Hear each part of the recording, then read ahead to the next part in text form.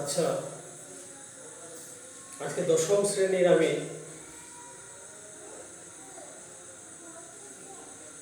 একটা কবিতা প্রয় উল্লাস শুরু করব। তো এই কবিতা আমি আগে পড়িয়েছি, সেখানে বিস্তারিত ব্যাখ্যা করেছি। আজকে কবিতা যেহেতু এটার সঙ্গে একটা আমাকে লিঙ্ক রাখতে হবে, অর্থাৎ আজকের এই আলোচনার সঙ্গে যদি না সমন্বয় সাধন করতে পারি, তোমাদের স্মৃতিপটে যদি আরেকবার বিষয়টা না ভাসিয়ে তুলতে পারি, তাহলে এর যে প্রশ্ন উত্তর পর্ব সেখানে কিছুটা হলেও খামতি বা অপূর্ণতা থেকে যাবে। তো কাজে কাজে কবিতাটা আজকে মূল বিষয়বস্তুটা বলে আমি শুরু করব প্রশ্নোত্তর পর্ব। তবে আজকে আমাদের কবিতা যেটা হচ্ছে কাজী নজরুল ইসলামের প্রলয় উল্লাস।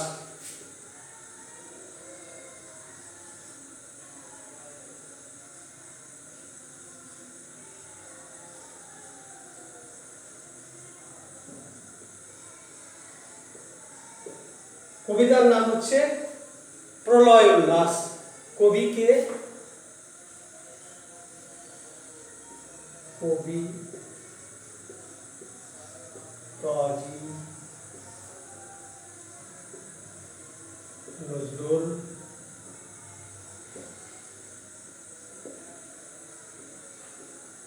ইসলাম।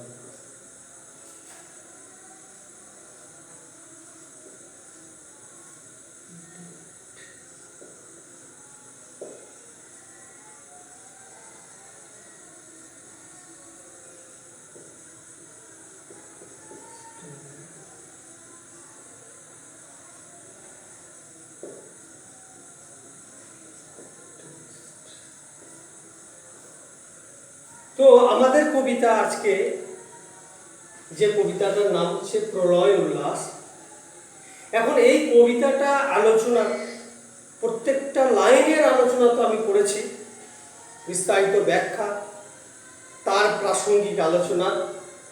এখন মূল বিষয়বস্তু যেটা জিস্ট, যেটা মূল ভাব, সেটা আলোচনা করে পরবর্তী অংশে আমরা যাব।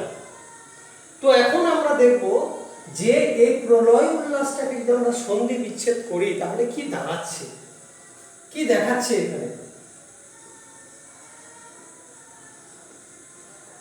প্রলয় যুক্ত উল্লাস, তাহলে এটা দাঁড়াচ্ছে প্রলয় যুক্ত উল্লাস। এখন এই শব্দ দুটো যদি আমরা ভাঙি তাহলে কি অর্থ দাঁড়াবে? প্রলয় মানে হচ্ছে ধ্বংস। আমরা কিয়ামতের নাম শুনেছি, আরবিক শব্দ। তো কিয়ামতকে বলা হয় মহাপ্রলয়, অর্থাৎ মহাধ্বংসের দিন। তাহলে প্রলয় মানে যদি ধ্বংস হয়, উল্লাস মানে হচ্ছে আনন্দ। তাহলে কবি কি বলেছেন? এটার অর্থ করলে ঠিক এই রকম দাঁড়ায় যে ধ্বংসের জন্য আনন্দ। এটা অর্থ করলে ঠিক কি দাঁড়ায়? অর্থের জন্য, ধ্বংসের জন্য আনন্দ।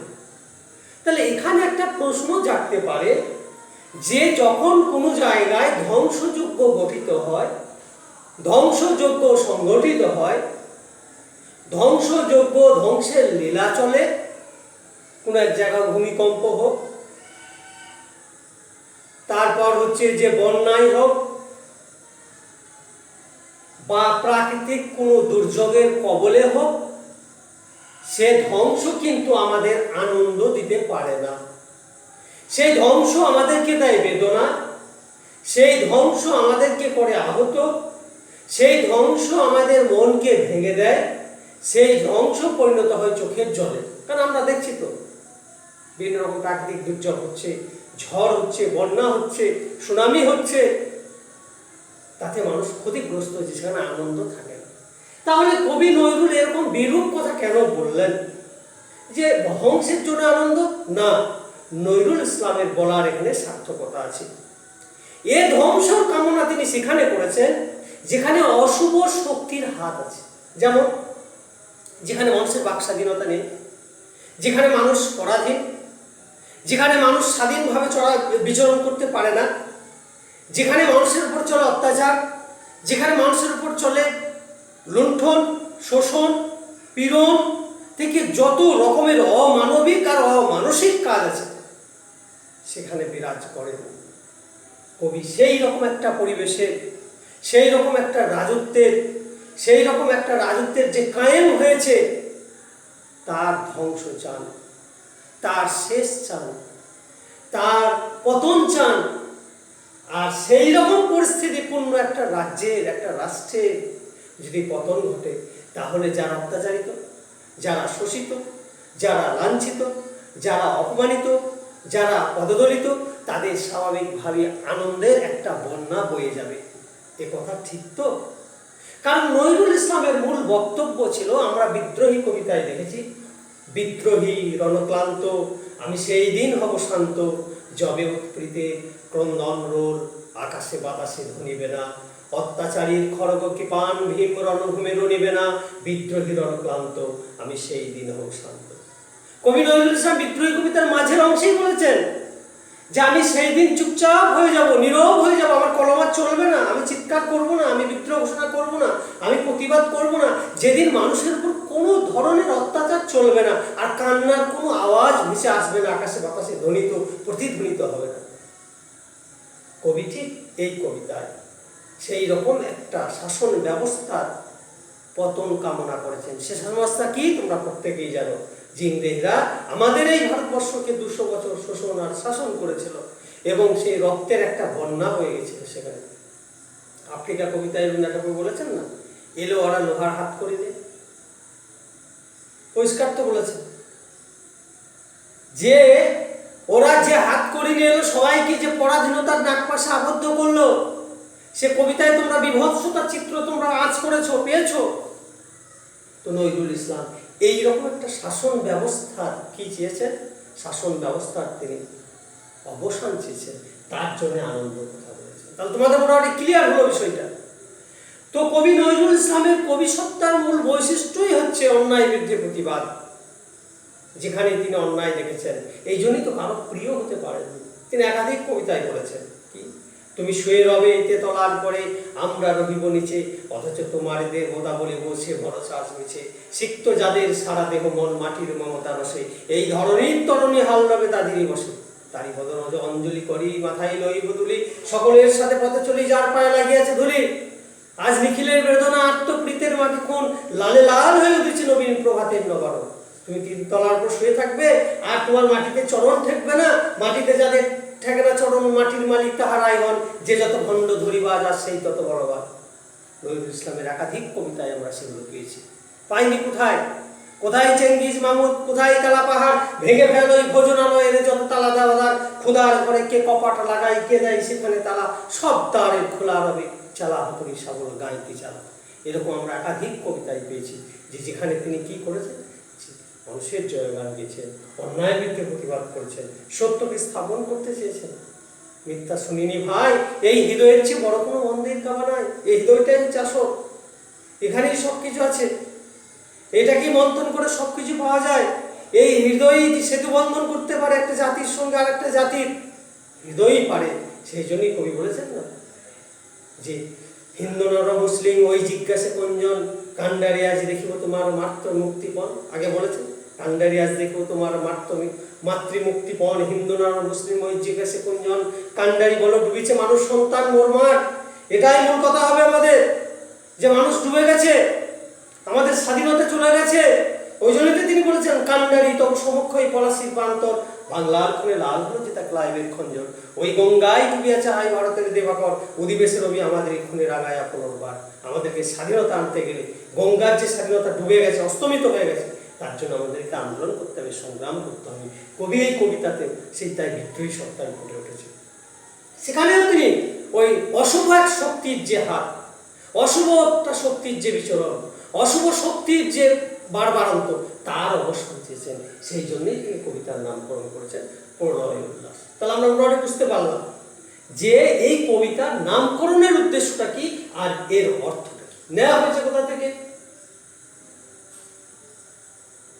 উৎস হচ্ছে,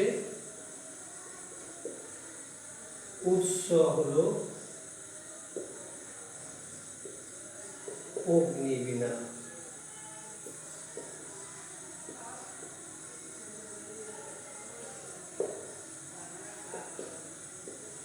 কাব্যগ্রন্থ।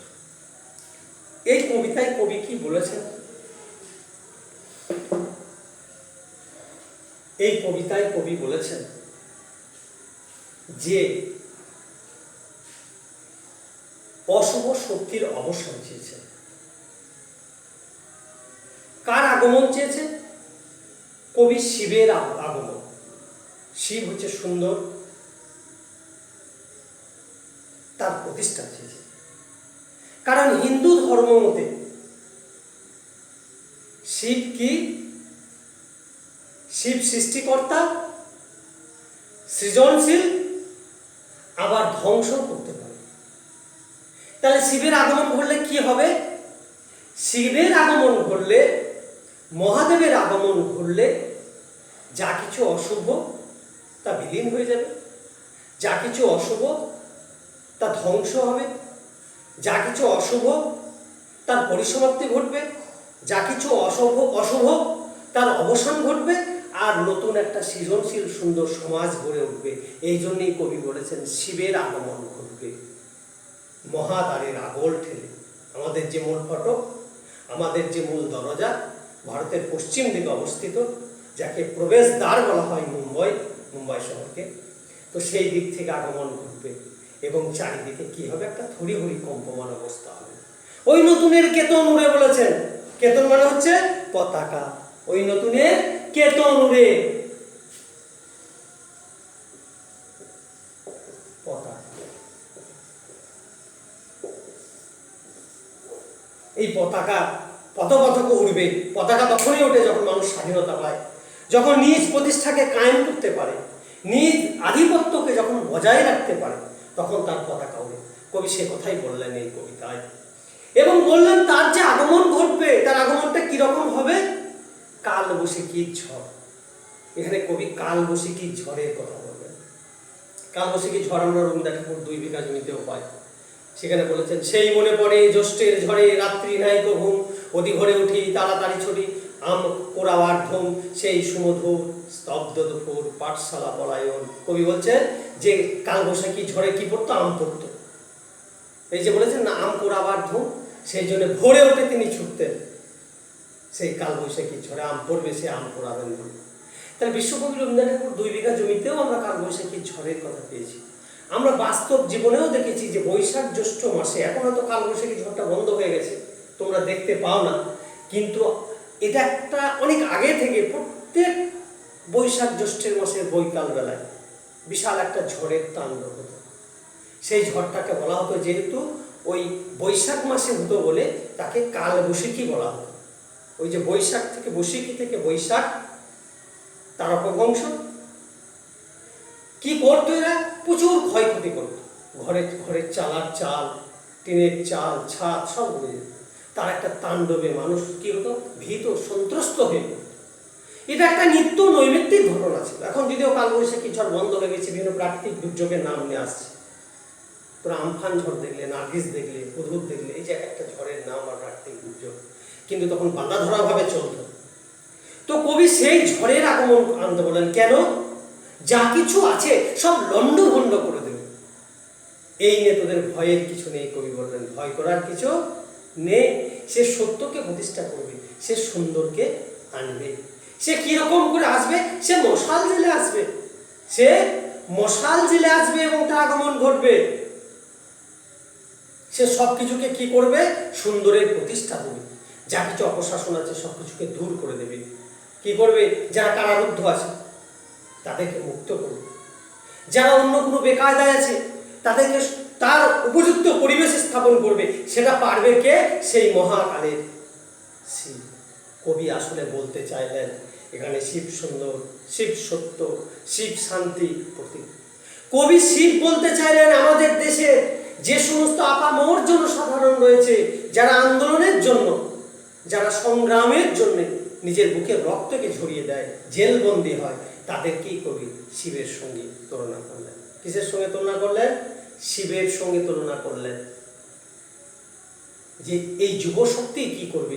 সমস্ত কিছুকে ভাঙচুর করে দিয়ে তারা শান্তি প্রতিষ্ঠা করবে। কারণ কবি এই কবিতা যখন রচনা করেছিলেন তখন সারা ভারত অশান্ত, চারদিকে থমথমে এইরকম একটা পরিস্থিতি, বিভিন্ন জায়গায় আন্দোলন চলছে, সারা ভারত জুড়ে তার ঢেউ, তার প্রবাহ এক জায়গা থেকে আর এক জায়গায় সঞ্চারিত হচ্ছে।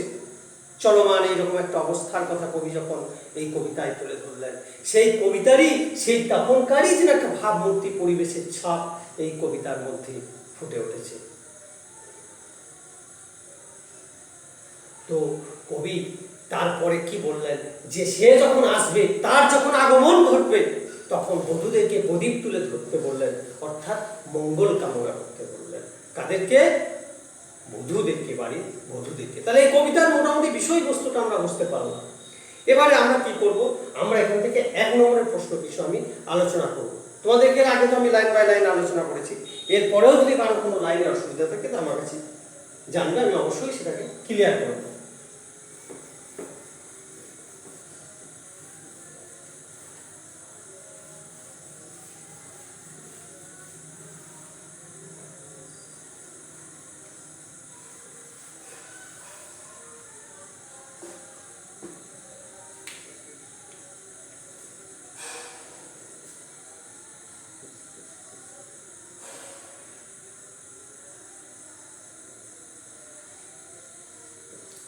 এই কবিতাটির আমি প্রয়োল্লাস আর লিখছি না, এই কবিতাটির উৎস কি, অর্থাৎ এই কবিতাটি কোন কাব্যগ্রন্থ থেকে নেওয়া হয়েছে, বা কবিতাটি কোন কাব্যগ্রন্থের অন্তর্গত। কবিতাটি কোন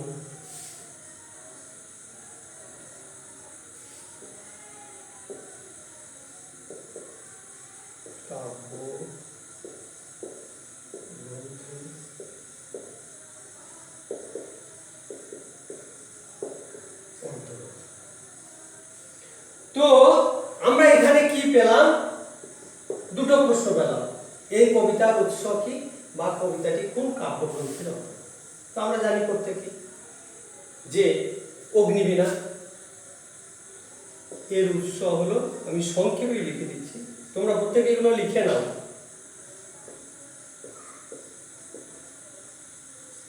অগ্নিবীণা কাব্যগ্রন্থ।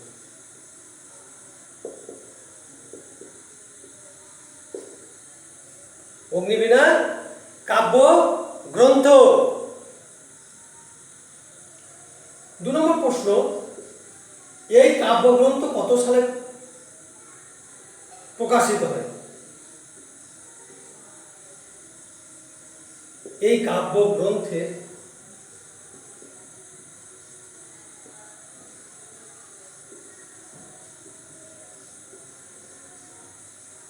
প্রকাশকাল কত,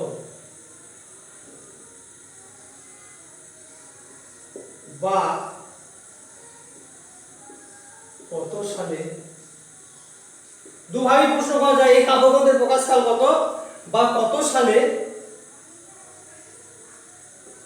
এই কাব্য গ্রন্থটি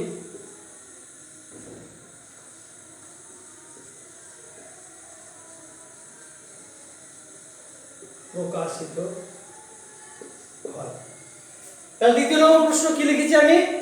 এই কাব্যগ্রন্থের প্রকাশকাল কত বা কত সালে এই কাব্যগ্রন্থটি প্রকাশিত হয়? 1922 সালে।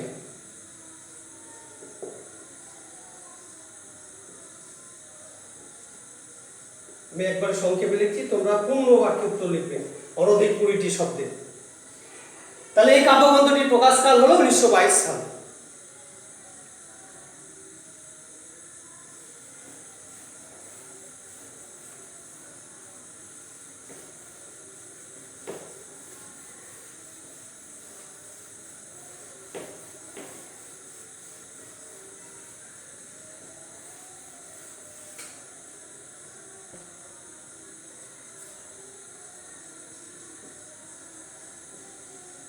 কাজী নজরুল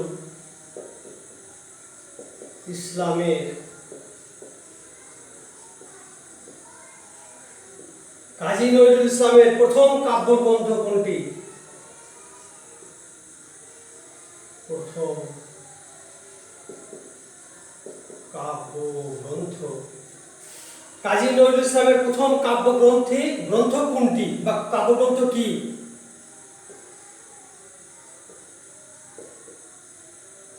কোনটি বা কাজী নজরুল ইসলামের প্রথম কাব্যগ্রন্থ কি?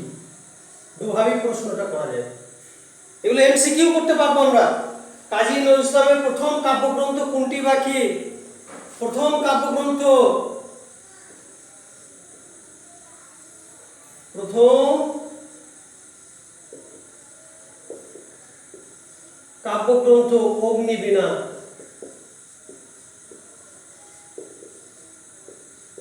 অগ্নিবীণা। আচ্ছা, অগ্নিবীণা। পরবর্তী প্রশ্ন, অগ্নিবীণা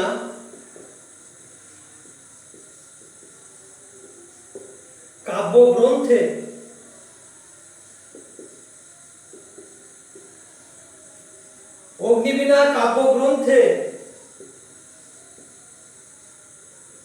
মোট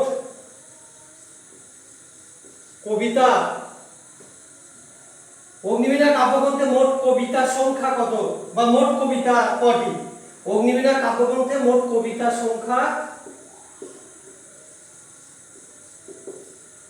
কত?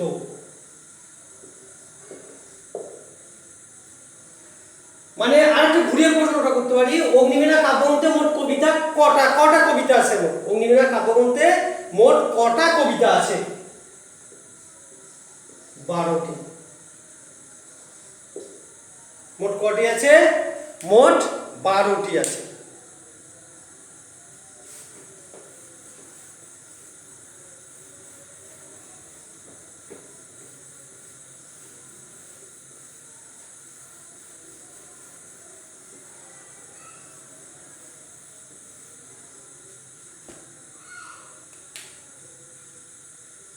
এই কবিতাটি সংক্ষেপে লিখছি আমি। এই কবিতাটি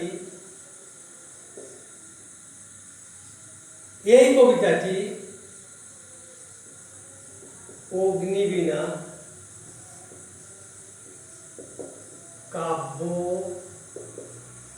গ্রন্থে কত সংখ্যক কবিতা? মোট যে 12টা কবিতা আছে,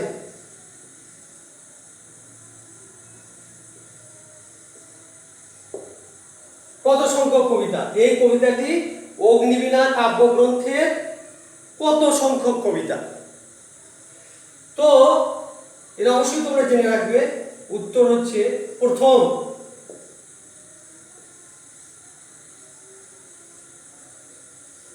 কবিতা বা প্রথম সংখ্যক কবিতা।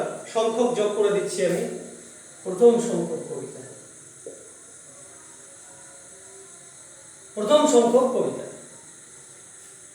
আচ্ছা, ভাই আরেকটা বিষয় তোমাদের বলে রাখি যে এই কাব্যগ্রন্থেই নজরুলের বিখ্যাত বিদ্রোহী এই কাব্যগ্রন্থেই আছে।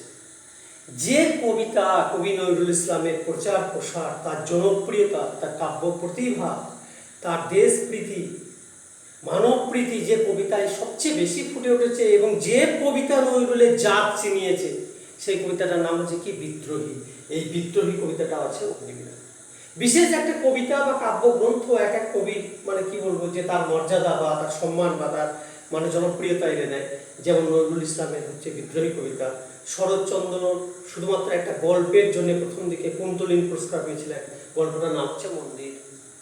যেমন হচ্ছে মানিক বন্দ্যোপাধ্যায় একটা গল্প লিখে খুব খ্যাতি অর্জন করেছিলেন প্রথম দিকে, তার তো অনেক উপন্যাস আছে, অতিসীমামি। এইভাবে একটা গল্প খ্যাতি এনে দেয়, মানুষের যশ এনে দেয়, যেটা নজরুলের এনে দিয়েছিল বিদ্রোহী কবিতা। এটা অগ্নিবীণা কাব্যগ্রন্থেই আছে।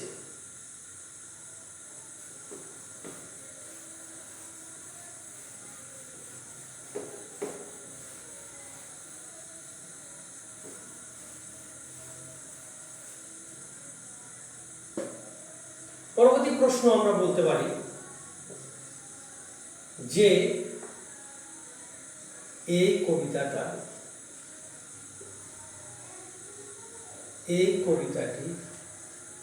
প্রথম কোন পত্রিকায়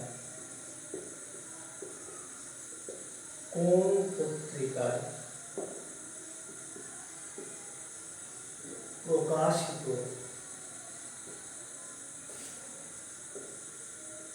হয়? তাহলে প্রশ্নটা কি দেওয়া হলো, এই কবিতাটি প্রথম কোন পত্রিকায় প্রকাশিত হয়? ওদের একটু বলে রাখি যে কবিতা প্রথমে পত্রিকায় প্রকাশিত হয় ধারাবাহিকভাবে, তারপরে কোনো একটা কাব্যগ্রন্থে সেই স্থান পায়, গল্পের ক্ষেত্রেও হয় অনেক ক্ষেত্রে। তো এই কবিতাটা প্রথম একবারে গিয়ে ওই অগ্নিবীণা কাব্যগ্রন্থে স্থান করে নেয়নি, প্রথমে প্রবাসী পত্রিকায় এটা প্রকাশিত হয়েছিল। পত্রিকাটার নাম কি? প্রবাসী পত্রিকায় প্রথম প্রকাশিত হয়। এরপরে আমরা বলতে পারি কবি এই কবিতাটি বা কবি এই কাব্যগ্রন্থটি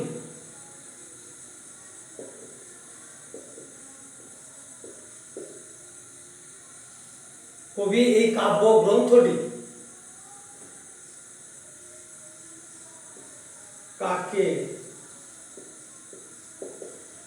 উৎসর্গ?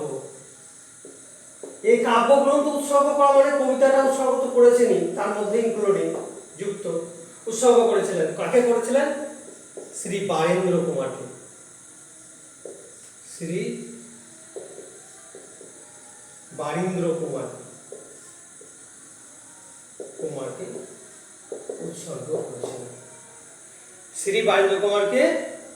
উৎসর্গ করেছিলেন। তার মধ্যে অনেক প্রশ্ন আলোচনা হলো, তোমরা এই দিকগুলো অবশ্যই নজর রাখবে।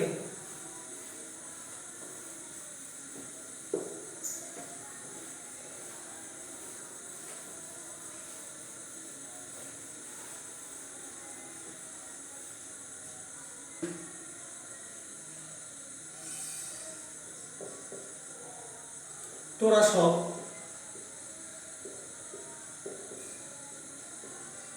জয়ধ্বনি কর।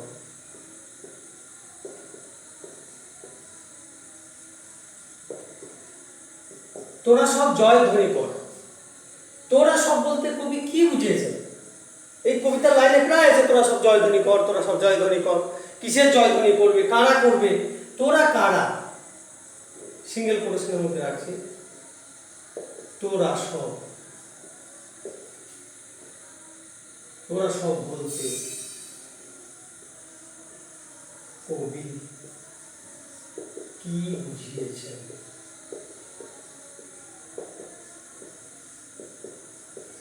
তোরা সব বলতে কবি কি বুঝেছেন? তাহলে কবি এখানে তোরা বলতে দেশের আপামর জনসাধারণকে বুঝিয়েছেন।